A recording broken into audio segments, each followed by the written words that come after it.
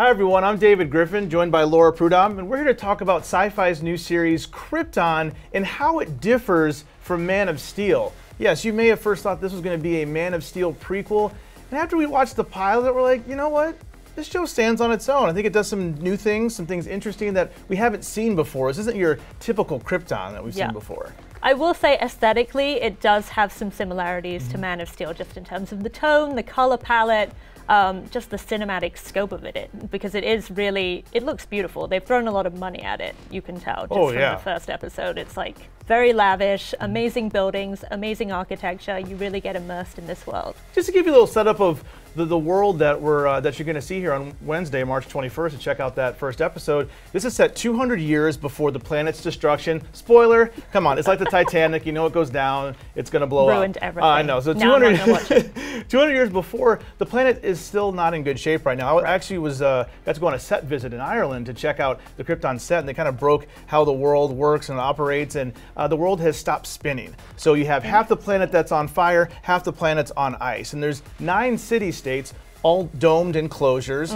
and our story takes place in Candor, which is one of those 9 city-states, one of those domed enclosures. So Candor is where Seg-El, our hero, Superman's grandpappy, lives. Grandpa. He is not like Kal-El, not like Clark at all in any way. He's a bit of a hothead. He is. He's got a lot of tood. He's very sassy. I think I would compare him to kind of the introduction that James T. Kirk gets in the Star Trek reboot, the Chris Pine version. You kind of see him brawling, wrestling, causing trouble.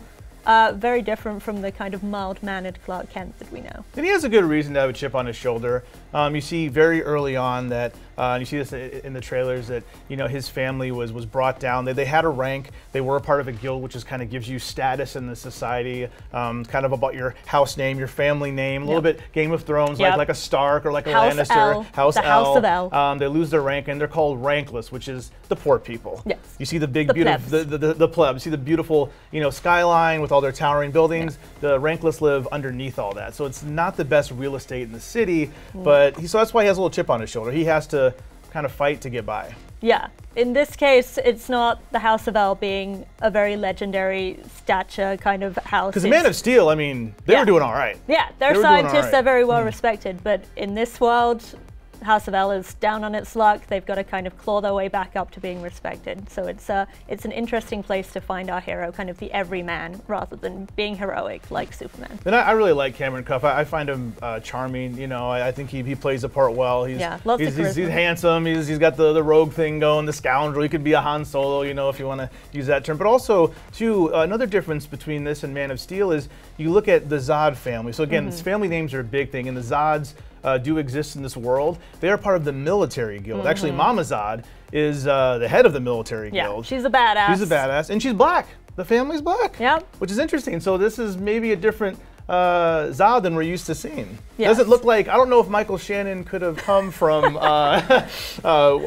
Georgina. No, and I think that's good. Light as Zod. I think that's good. I think that it helps to diversify the world, obviously, because it's kind of a white show. Apart from Lyda and her family, it's still very dude heavy. It's still very white. There's not that much diversity in Krypton as a world. But it's cool to see some women in leadership, especially in the military. There's some badass women, which is good. Lyta is especially amazing. She is kick-ass. She doesn't get along very well with her mother. She's having kind of a secret affair. Gotta have a love triangle. I mean, come on, people. This is a young superhero show. I mean, we've seen Flash, we've seen the Arrow. You gotta have a love triangle. Yeah, so she and Sag are having a secret affair, but there's also kind of this weird political stance where no one gets married, no one really gets to choose who they're with. They're kind of bonded.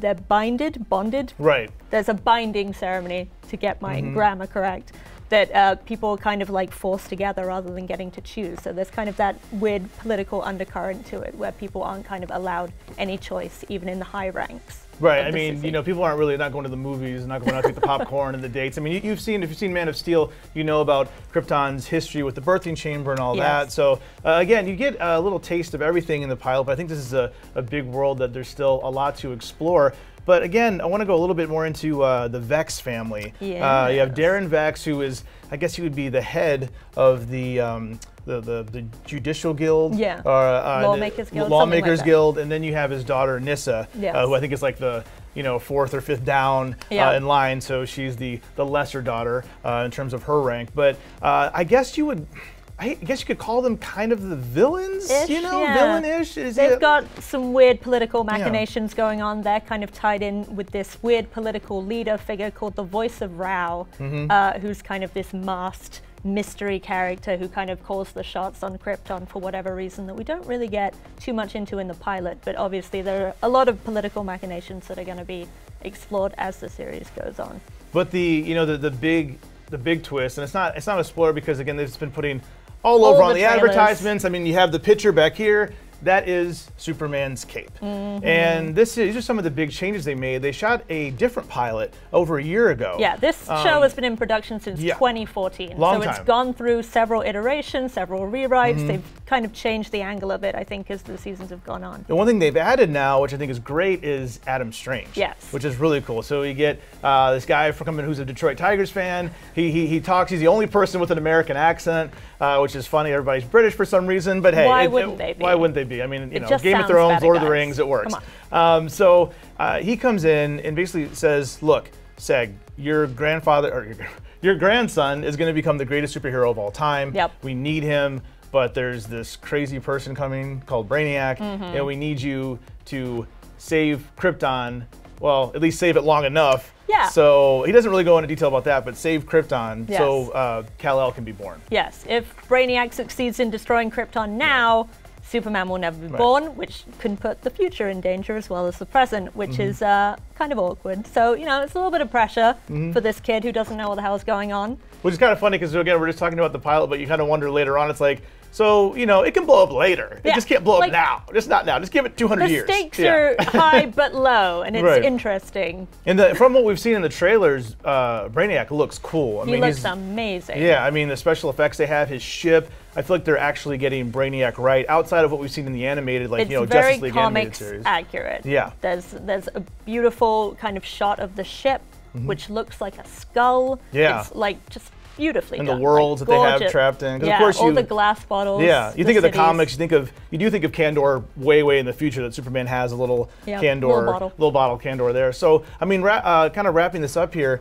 do you think that Krypton does enough to, differentiate itself from Man of Steel? Does it chart its own course? I think so. I think it's not relying too much on the Superman mythology that we know. It kind of has left a lot of room. I mean, you have 200 years before the destruction of Krypton to kind of go in any direction. And the producers have said that they kind of see the show as a window into the wider DC space-based universe. Kind of like planet hopping, time travel. The sky's the limit, almost. I think it's a good decision. I mean, I agree, Laura. I think the show is different enough. So if you're a fan of Man of Steel, I enjoyed Man of Steel. I think you'll like this show. And maybe if you weren't a fan of Man of Steel, this would be a different take on Krypton that you haven't seen before. Maybe it'll kind of bring you back into the DC universe, which is still fun to explore. So that's what we thought. Of course, we want to know what you think. Be sure to check out Krypton on March 21st on Syfy. For more on what's happening in the entertainment world, be sure to check out our reviews of Season 2 of Jessica Jones and Tomb Raider. And as always, be sure to like and subscribe to IGN everywhere you like to watch.